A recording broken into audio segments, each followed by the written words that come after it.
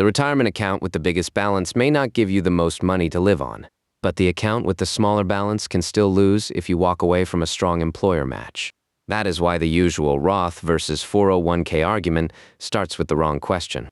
The real question is what each account lets you keep when taxes arrive and how much control remains after you retire.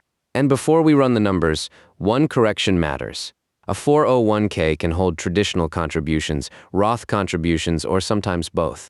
Today, we are comparing a traditional 401k with a Roth IRA. Imagine two co-workers named Olivia and Ben, both age 28, each earning $75,000 a year. Each decides to put $500 a month toward retirement for the next 37 years. They use the same diversified investments, and we assume a 7% annual return, compounded monthly.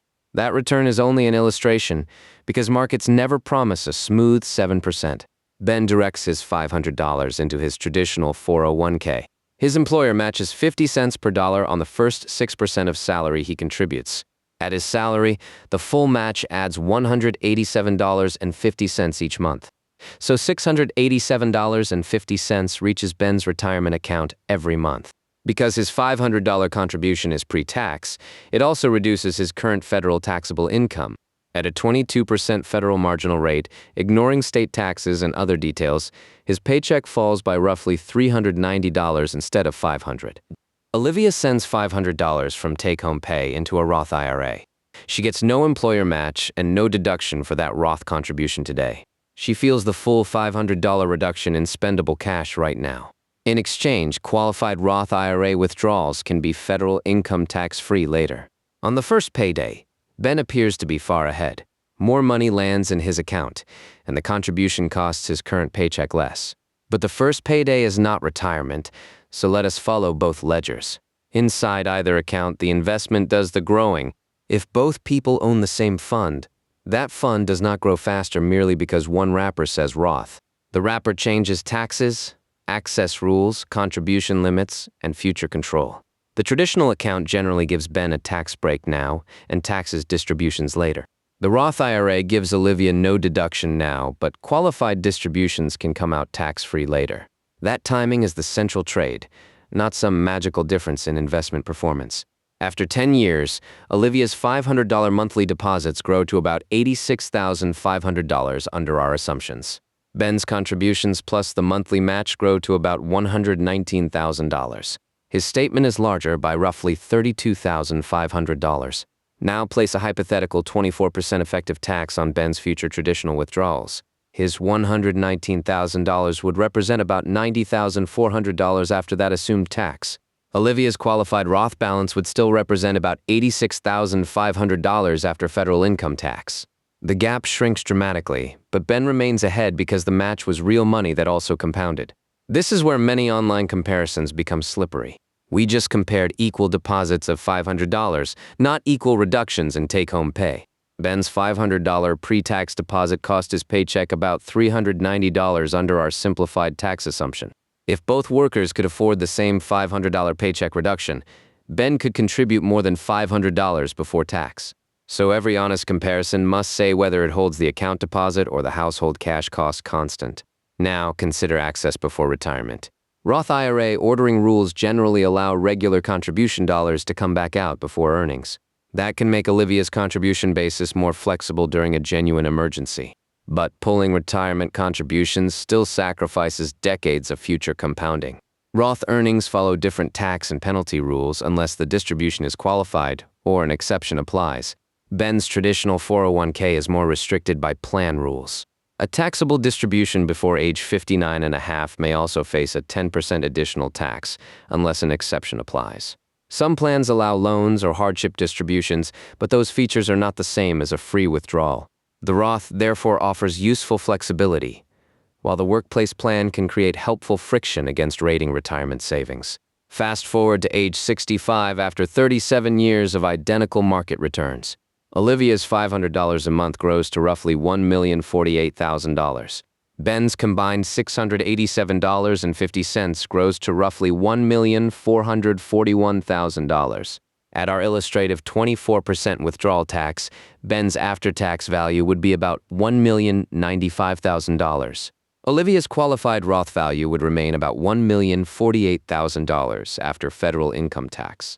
Ben wins this particular example because the employer deposited more than $83,000 over the career, and that money compounded. Olivia still owns something valuable that the gross scoreboard cannot show: greater control over taxable income. Traditional 401k distributions are generally included in taxable income. Large withdrawals can stack on top of pensions, interest, and other income in the same tax year. That can make more Social Security benefits taxable under the combined income formula.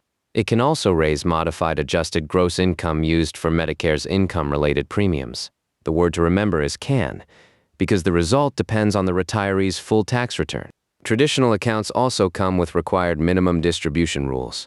Under current law, the general starting age is 73 and rises to 75 for later cohorts, while workplace plan timing can also depend on retirement and ownership status. The required amount is based partly on the prior year-end balance and an IRS life expectancy factor. A retiree may be required to recognize taxable income even when the household does not need that much cash for spending. Original Roth IRA owners, by contrast, have no lifetime required minimum distributions. That gives Olivia more freedom to choose when to spend, when to leave assets invested, and how to manage taxable income. Yet Roth does not mean every withdrawal is automatically tax-free. Qualified earnings distributions generally require both the 5-year rule and an eligible event, such as reaching age 59 and a half. That qualification matters, especially for someone who opened a Roth late or needs earnings early. Future tax rates add another layer of uncertainty. Ben is betting that the deduction is valuable today and that later withdrawals will be taxed at acceptable rates. Olivia is paying today's tax in exchange for protection from federal income tax on qualified future withdrawals. Nobody can know the tax code 30 years from now, which is one reason tax diversification has practical value. The contribution limits also pull the decision in different directions. For 2026, the employee deferral limit for most 401k plans is $24,500. The total IRA contribution limit is $7,500 or $8,600 for someone age 50 or older. The workplace plan therefore offers much more room for a high saver. Direct Roth IRA eligibility also phases out with income. For 2026, the phase-out runs from $153,000 to $168,000 for single filers and heads of household. For married couples filing jointly, it runs from $242,000 to $252,000.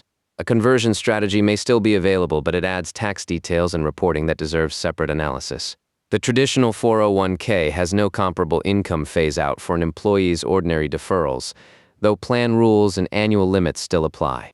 So what order makes sense for many households? First, understand the employer match formula, the vesting schedule, the plan fees, and the investment choices. Capturing a good match is often the highest value first step because refusing it leaves employer contributions behind.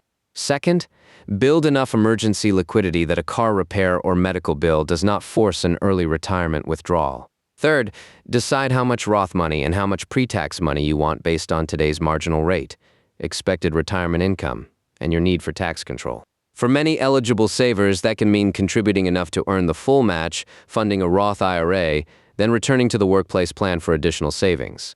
For someone in a very high bracket today with a low expected retirement rate, more traditional saving may be sensible. For someone early in a career with a modest current rate, Roth contributions may be especially attractive.